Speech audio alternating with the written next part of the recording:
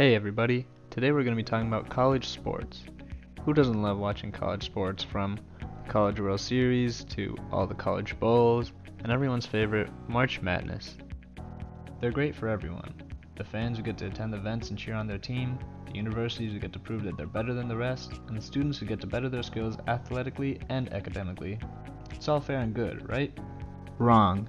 The NCAA and the universities who fall under it take advantage of the students who take part in their athletic programs and use them for their own benefit. People always say that student athletes don't need a salary because they're students first and athletes second. They believe that the athletes are getting free educations, and even if they can't better themselves on the court, they can better themselves in the classroom and learn some life skills. However, the athletes are essentially working full-time jobs for the school while also having to be students. In fact, some of them are only really full-time athletes and don't even attend classes, like ex-UNC basketball player Rashad McCants.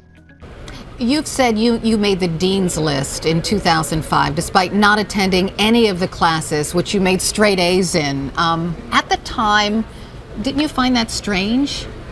Most definitely. But at the same time, as an athlete, we weren't really there for an education. We're there to enhance on our athletic abilities. As an athlete, you get a scholarship to the university to play basketball. And they didn't steer us in the direction of educational enhancement. So, it was obvious that once I got the dean's list, it wasn't that I wasn't capable of making it. It was that I clearly didn't go to any classes. So what did you do instead? Usually we, worked on the playbook or worked out, and usually, sleep in until there was practice. This interview was held because a professor at UNC by the name of Marion Willingham came out as a whistleblower to address paper classes or fake classes that student athletes were put into so they could meet GPA and credit requirements in order to continue playing sports. The university signed the students up for these classes for the sake of their team's success. This is blatantly wrong, as it moves student athletes closer to achieving a degree with higher marks than their peers, but also robs them of a real education. The worst part is, UNC didn't receive any punishments from the NCAA because the classes were available to all students rather than just athletes. Along with the lack of real education for some of the students, there are several other issues with not paying college athletes. Students who partake in sports at the collegiate level deserve compensation for the work they put in for the school, and money they bring in as well. According to the NCAA, over 480,000 students participate in college athletics across 24 sports every year. Out of that many students, over 176,000 are in Division I sports, meaning they make up a bit over a third of the NCAA and are the main profit generators. Almost half these students don't even receive any scholarship money for athletics. Most people against compensating these players with a salary hold that position because they feel as though scholarships and the ability to gain an education are enough compensation. When about 45% of the Division I athletes don't get athletic scholarships, 39% of Division II athletes don't get athletic scholarships, and Division III athletes, which by the way make up more than a third of the entire NCAA, aren't allowed to get any athletic scholarships. Are they really being compensated enough? Keep in mind that even those who do get scholarships may not be getting full scholarships and can lose them in the blink of an eye. Most universities give scholarships on a year-to-year basis rather than granting a scholarship for the duration of the student's degree path. All universities reserve the right to not renew scholarships or to terminate them for students who they feel have become ineligible, have committed fraud, misconduct, or have quit the team for personal reasons. Just to warn you, the following footage is not for the faint of heart. It contains graphic images that may upset the viewers. Please turn away or close your eyes if you do not think you will be able to watch. What I'm showing you right now is a series of severe injuries endured by student athletes while playing in games for their universities. All resulted in long-term injuries, and all are valid reasons for a college to take away or not renew the students' scholarships. This means that the students' careers in professional sports may have ended before they even started, and they would have nothing to show for it. God forbid the student is part of the 86% of college athletes who lives below the poverty line, as was found in a study conducted by the National College Players Association, and are forced into paying thousands of dollars for an education out of pocket, adding debt and student loans under their already poor situation. Now imagine how much worse their situation would be if they didn't have insurance to pay for their short and long-term medical expenses like examinations, physical therapy, and possibly even surgery, not to mention the problems that don't ever seem to go away, like concussions. Let's say that a college athlete gets a full scholarship for all 4 years they attend the college, and they suffer no injuries over that course of time.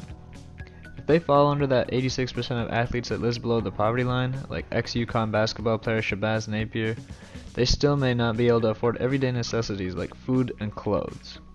We're definitely best to get a scholarship to our universities, but at the end of the day, that doesn't cover everything. We do have hungry nights that we don't have enough money to get food, and sometimes, needed money is needed. But I don't think, you should stretch it out to hundreds of thousands of dollars for players, because that's not, a lot of times guys don't know how to handle themselves for money. So, but I think, Northwestern has an idea, and let's see where it goes. In situations like this, it seems like the universities don't even care about their players, as they rake in all the money. In other situations, it feels like the universities try to spoil their players without really helping them, and waste the money more than the students would. Clemson's recently built football facility is a great example of this. The facility is equipped with features such as a basketball court, an 18-hole mini golf course, and even a giant slide. Other universities provide their players with game rooms, where they can play pool, shuffleboard, ping pong, and many other games. Let it also be known that in 39 states, the highest paid public employee is a college coach, either in football or in basketball. It seems that the universities have so much money to spend, but aren't willing to actually give it to their players and let them decide what to do with it. That's not to say that universities should be paying millions or even hundreds of thousands of dollars to athletes, but the players need to be compensated for the work they do and the money they generate, both morally and legally. Section 1 of the Sherman Antitrust Act, in pertinent part, states that every contract, combination, or conspiracy in restraint of trade or commerce is declared to be illegal. What this means is that any contract that prevents a share of profit for someone who helps to generate that profit is illegal. The student athletes are the main reason why the NCAA generates any money. Yes, the actual profit comes from sponsorships, donations, ticket sales, and more, but without having the students playing the sports, none of the other sources of revenue would even exist. The students are using advertisements by their schools and the NCAA in order to promote the games, yet they don't get any of the money from that revenue. In 2014, a former professional basketball player, Ed O'Bannon, and 19 others sued the NCAA on the account of violating the antitrust laws. They argued that the NCAA was not sharing the revenues they generated through broadcasts and videos of games with images of the players. O'Bannon won the lawsuit, and the NCAA had to pay over $40 million, but still the players felt like they were owed more. In conclusion, it seems pretty obvious that along with scholarships, student athletes should be paid for their time spent working for the school. Without mentioning the face value of all the players, there's still value in the labor that doesn't get enough attention. The actual numbers for player salaries will not be discussed much in this video, though it should be pointed out that most revenue comes from men's Division I football and basketball, so flat rates would not be fair compensation. Players should be paid a fraction of the money they generate, and should earn bonuses based on performance. Hopefully you are convinced of why college athletes should be paid, and maybe one day the NCAA's corruption will come to an end, bringing fairness to the world of college sports.